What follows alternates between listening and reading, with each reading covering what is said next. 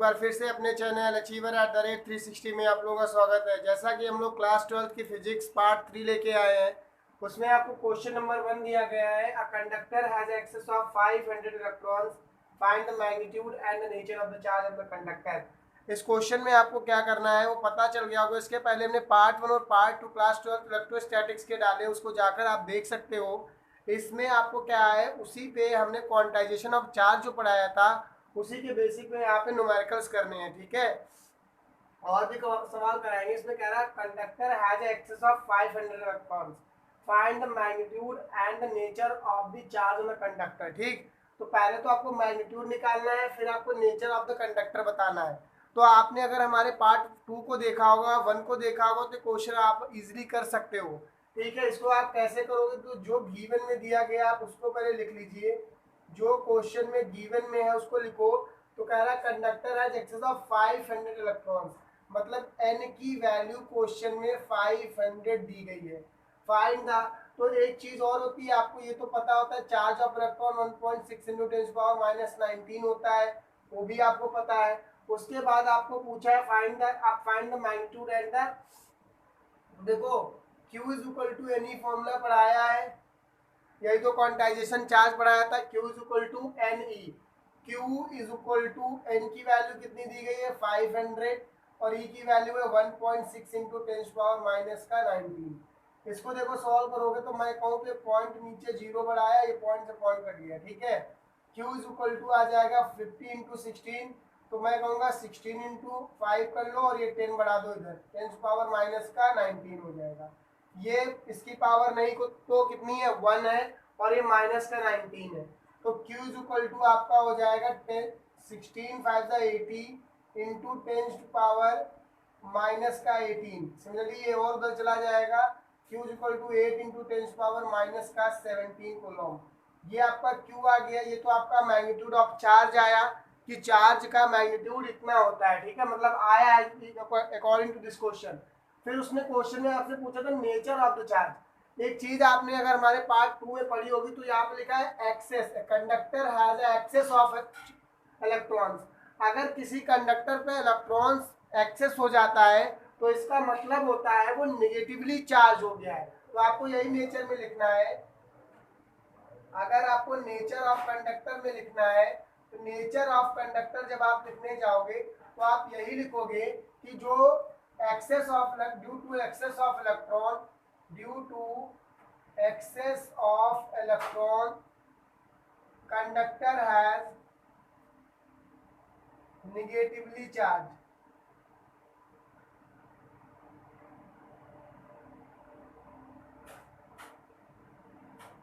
समझ बात आ गई। तो ये आपको nature of the conductor and magnitude of the charge आपका ये निकल के आ गया। क्लियर हुआ यहाँ तक की? कोई दिक्कत नहीं ना? नेक्स्ट क्वेश्चन देखो, what will be the charge on 75 kg mass of electron, इतना इतना।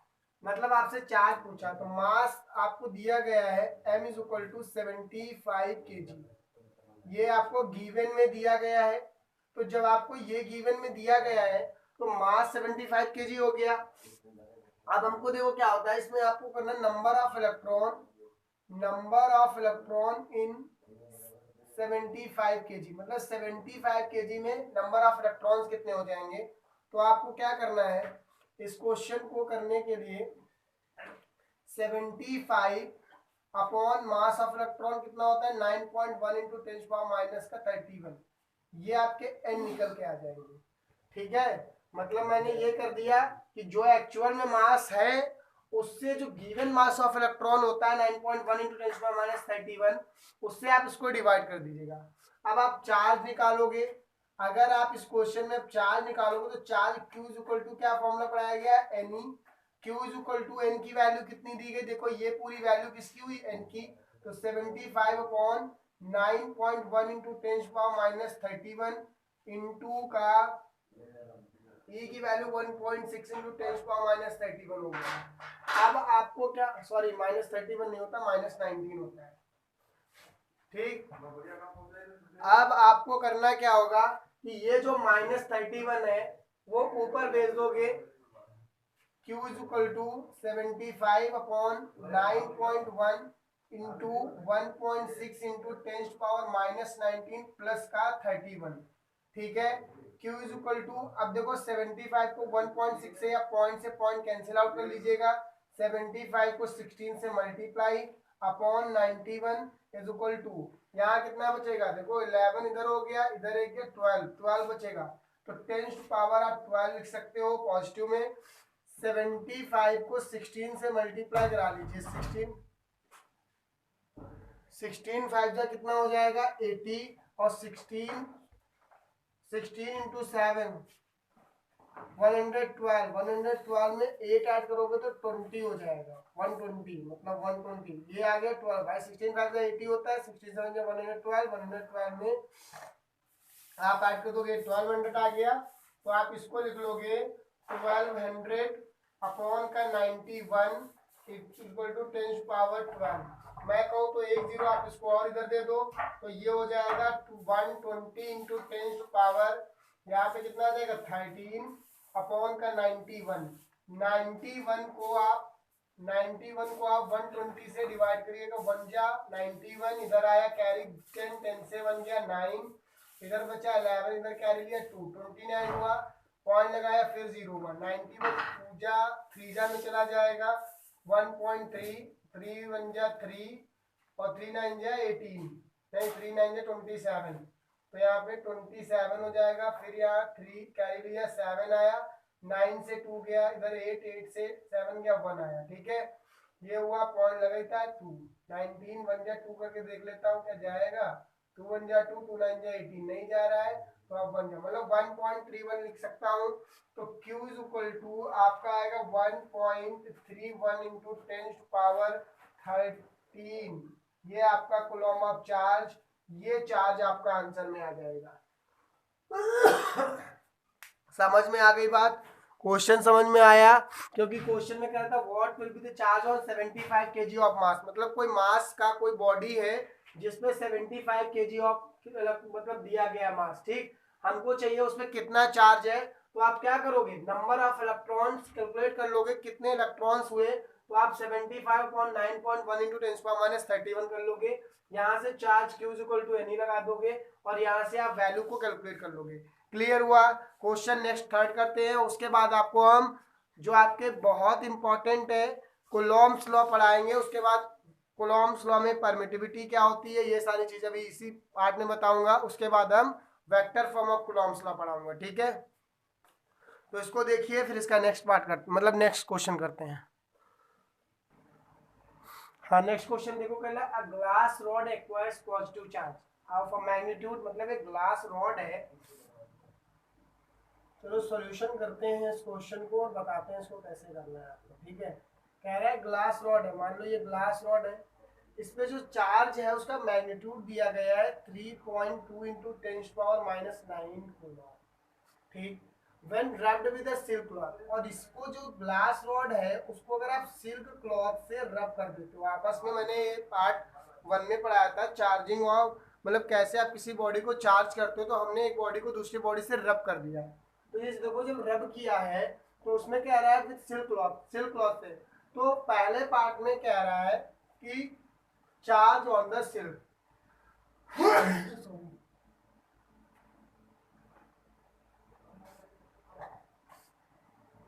चार्ज ऑन सिल्क देखिए क्या हो जाएगा, अगर देखा जाए तो सॉरी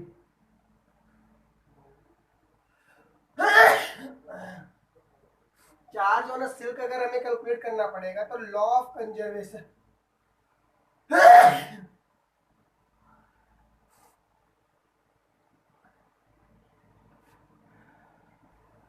हाँ, तो ये देखो कह रहा है सॉल्यूशन, तो लॉ ऑफ कंजर्वेशन से हम कहेंगे,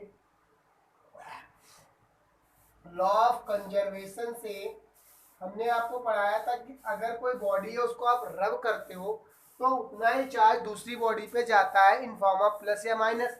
तो हमें ये पता था, हमने पढ़ाया था रॉड जो होती है, ग्लास रॉड होती है, उसमें पॉजिटिव चार्ज एक्योर होता है, और जो ग्लास ये आपकी सिल्क क्लॉथ होता है उस पर नेगेटिव चार्ज एक्योर होता है। तो आप ये लिख सकते हो लॉ ऑफ कंजर्वेशन, जो आपका चार्ज होगा, charge on a silk cloth, charge on a silk cloth, जो सिल्क क्लॉथ पे चार्ज होगा वो आप कहोगे माइनस का क्यू होगा। और क्यू की वैल्यू कितनी दी गई है, तो -3.2 इंटू 10⁻⁹ कूलम ये चार्ज होगा सिल्क क्लॉथ पे।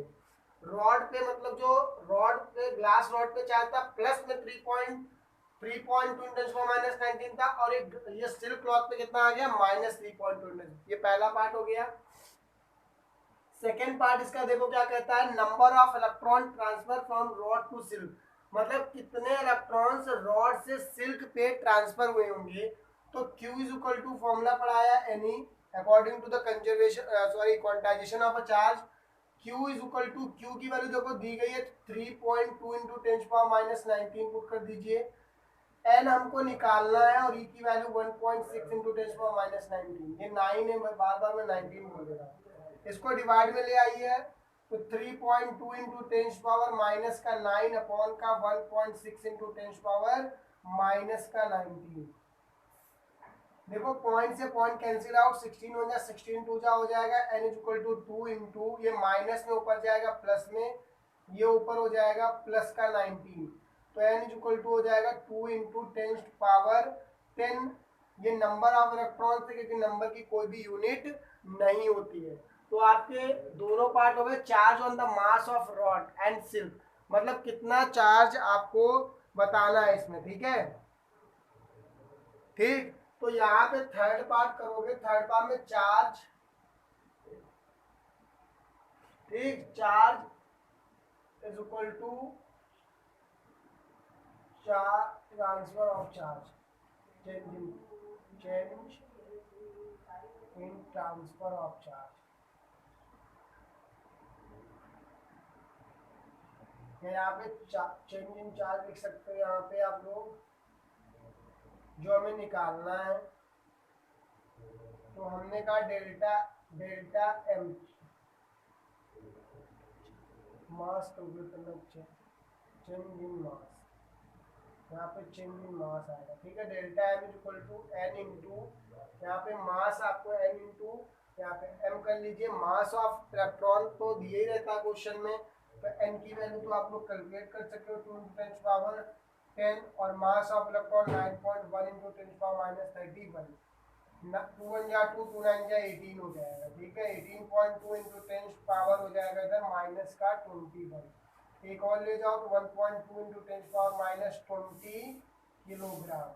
ये आपका डेल्टा एम की वैल्यू आ गई, इसको नोट कर लीजिएगा, ठीक है। तो ये इस क्वेश्चन में थे। इसके बाद हम लोग पढ़ते हैं कूलॉम्स लॉ। क्या पढ़ेंगे? Coulomb's law. समझ बात आ गई यहाँ तक की? कोई दिक्कत नहीं ना? ठीक है। नेक्स्ट आता है कूलॉम्स लॉ। इसमें देखिए क्या होता है कि जो कूलॉम्स थे, मतलब कूलॉम्स लॉ क्या हुआ है कि एक साइंटिस्ट थे जिन्होंने इसके दो चार्जेस के बीच में स्टडी की कि फोर्स को कैलकुलेट किया कि रिपल्सिव है या अट्रैक्टिव है। तो हमको तो पता है कि अगर मतलब सेम चार्जेस आपके पास, अगर हमारे पास सेम चार्ज हो जाएंगे, जैसे मान लो प्लस क्यू और प्लस क्यू लिख दे रहा हूँ, या माइनस क्यू या माइनस क्यू ले रहा हूँ, तो जो नेचर ऑफ फोर्स यहाँ पे इलेक्ट्रोस्टैटिक फोर्स लगेगा वो आप यहाँ पे बोलोगे कि रिपल्सिव नेचर है। तो हमने बताया था रिपल्सिव फोर्स लगेगा, लेकिन यहाँ पे अगर प्लस क्यू लगा दूं या माइनस क्यू लगा दूं तो यहाँ पे जो फोर्स आएगा वो आपका अट्रैक्टिव इन नेचर आएगा, ठीक है। वो फोर्स आपका अट्रैक्टिव होगा या अट्रैक्शन वाला फोर्स होगा, ठीक है। तो ये तो बात समझ में आ गई। लेकिन क्या हुआ कि देखो इसमें क्या करना है, इसमें आपको करना ये है कि अकॉर्डिंग टू द कूलॉम्स कुछ डिस्कशन, मतलब कुछ चीजें हुई कि according to the Coulomb's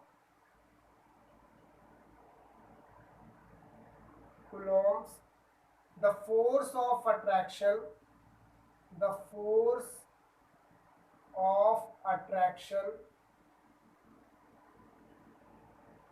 or repulsion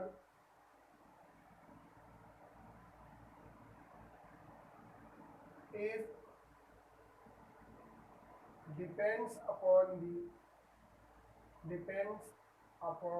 the stationary charge,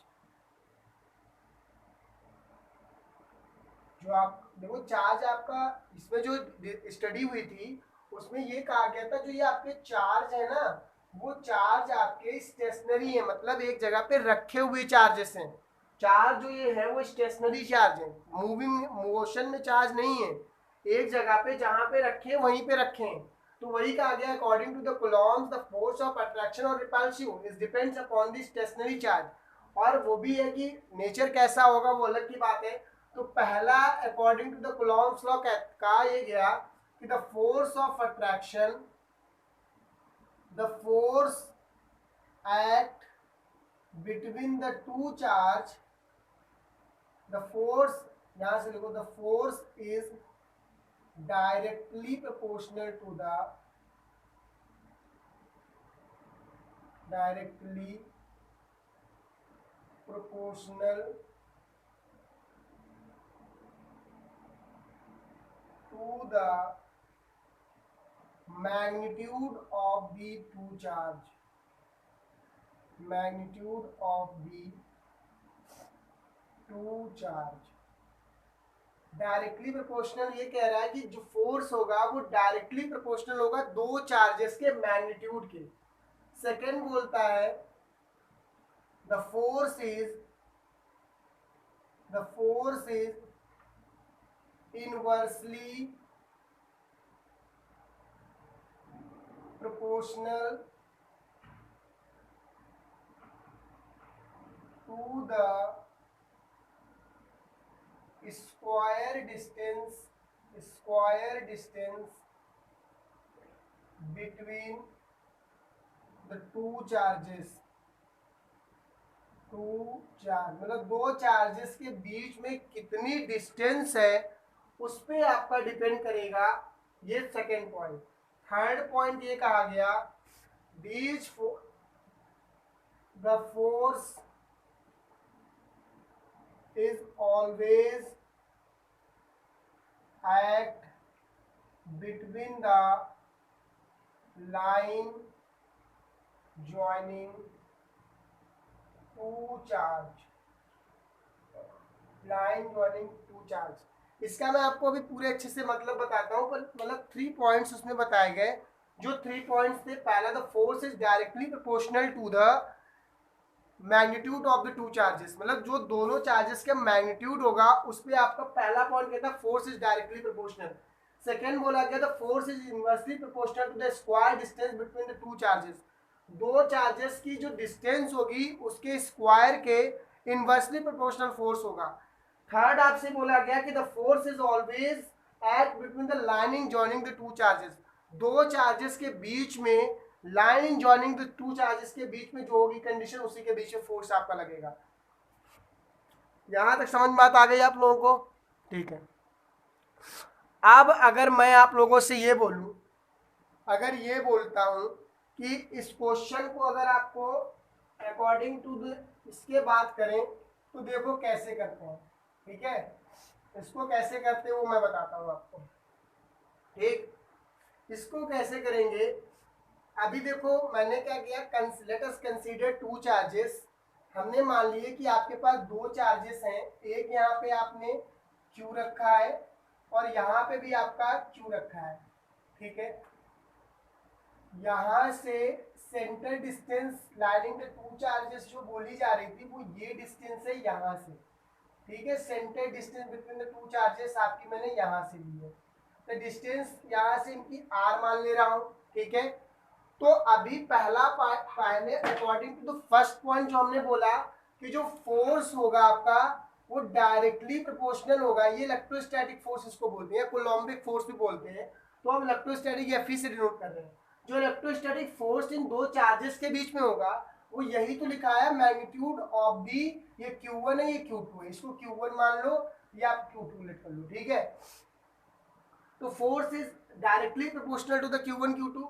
similarly जो आपका ये फोर्स होगा वो दूसरे पॉइंट में ये बताया था inversely proportional to the square.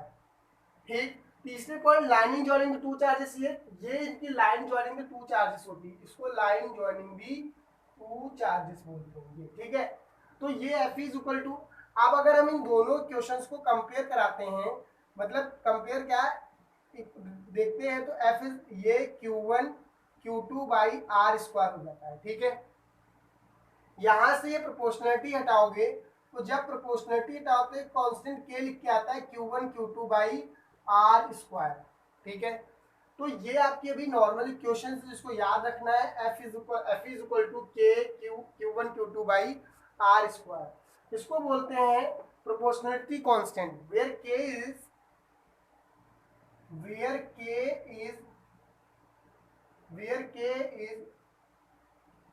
proportionality constant, ठीक है। अगर हम इसको फ्री स्पेस में व्हेन यहां लिखना है when two charge are placed in free space और वैक्यूम, ठीक।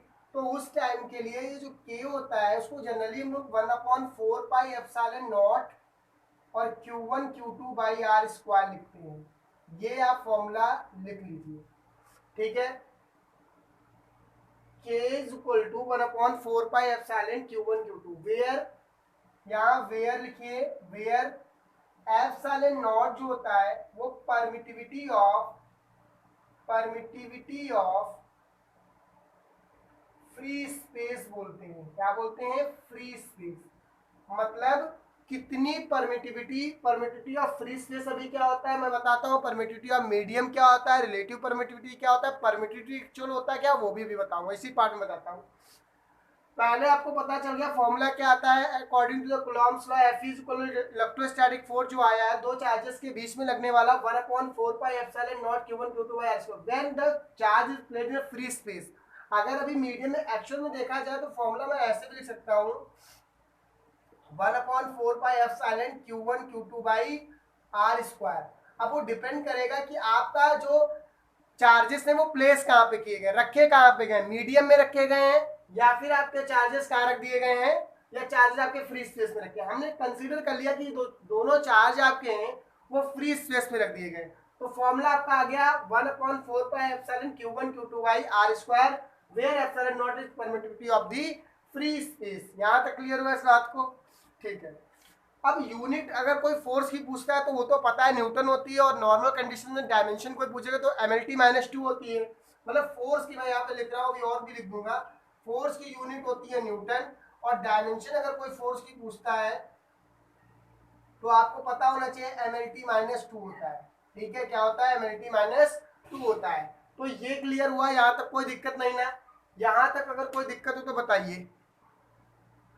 लाइट लग रही है यार आज, ठीक है। यहां तक कोई दिक्कत नहीं ना?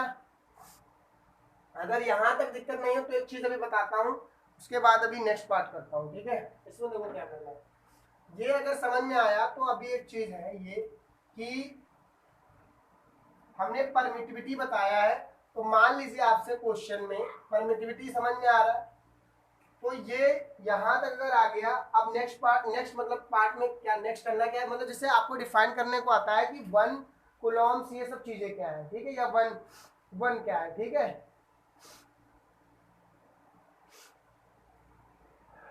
SI यूनिट आपको पता ही है।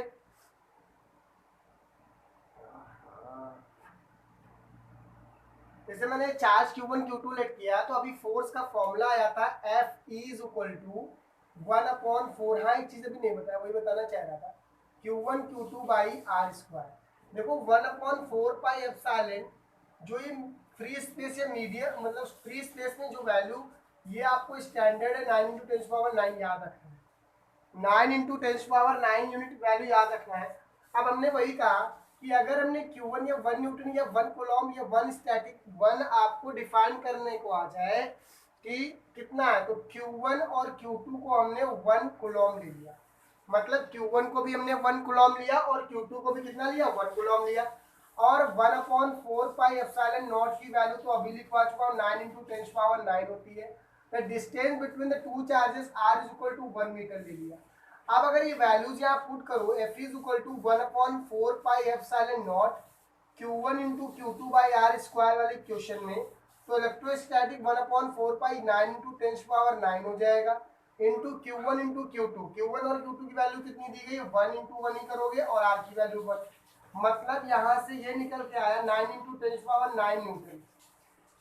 मतलब अगर आपका चार्ज 1 कूलॉम के दोनों चार्जेस हैं, कितने, 1 कूलॉम और 1 कूलॉम के दोनों चार्जेस हैं, और उनके बीच की जो उनकी सेंटर डिस्टेंस है, जो दोनों चार्जेस के बीच की डिस्टेंस है, अगर उन दोनों चार्ज की डिस्टेंस भी 1 है तो आपको 9 इंटू 10⁹ न्यूटन का फोर्स लगेगा, या मतलब उनके चार्जेस के बीच में जो फोर्स एक्ट होगा वो 9 इंटू 10⁹ न्यूटन का फोर्स एक्ट होगा। मेरे कहने का मतलब ये था कि अगर 1 कूलॉम के दोनों चार्जेस है, magnitude of the two charges will be 1 Coulomb, तो आप कहोगे जो फोर्स उनके बीच उन दोनों चार्जेस के बीच में जो फोर्स एक्ट होगा वो आपका 9 इंटू 10⁹ न्यूटन होगा। क्लियर हुआ ये बात, यहाँ तक कोई दिक्कत नहीं ना।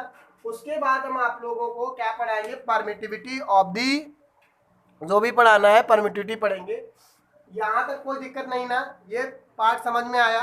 तो आप हमारे नेक्स्ट पार्ट में देखेंगे परमिटिविटी और वेक्टर लॉ, मतलब vector form of Coulomb's law. ठीक है, यहाँ तक कोई दिक्कत नहीं ना। नेक्स्ट पार्ट लेके 4 जल्दी से आएंगे। इस पार्ट को देखते रहिए और शेयर करते रहिए अपने दोस्तों में। Okay bye.